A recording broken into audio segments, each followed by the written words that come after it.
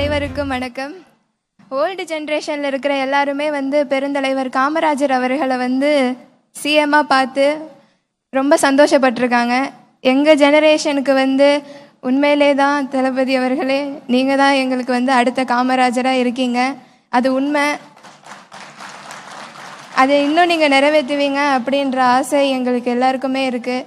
உங்களை அங்கே அழகு பார்க்கணும் அப்படின்னு சொல்லிட்டு தமிழ்நாட்டு மக்கள் எல்லாருமே விரும்புகிறாங்க.